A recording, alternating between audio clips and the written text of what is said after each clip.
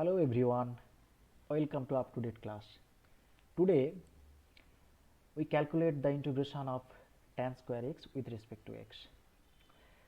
Clearly this is a non-linear trigonometrical integration, and to do this, to calculate this integral, we have to reduce this power into a linear form, or we can convert it to a previously given integration in non-linear form. So first we can write this equals to integration sine square x by cos squared x dx.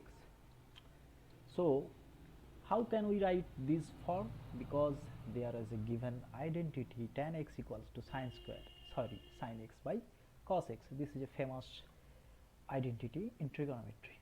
Now we can rewrite this thing such as 1 minus cos square x integration 1 minus cos square x by cos square x, and we write these with the help of very famous trigonometrical identity sine square x plus cos square x equals to 1.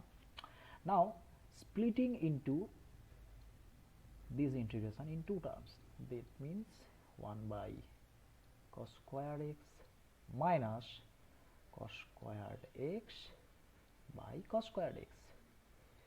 So this implies 2 equals to integration sec squared x dx minus integration 1 dx, and we know that the integration of sec square x is equals to tan. So integration sec square x dx equals to tan x minus integration of 1 dx is equals to x plus a constant term c, which is a arbitrary constant.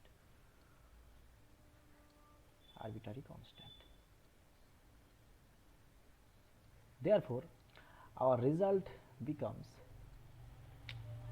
tan x minus x plus c. So this is the integrating value of the integration tan square x dx, and I think this video helps you how to integrate tan square x with respect to x. Thank you for watching. Like, subscribe and share with friends. I will see you in the next video.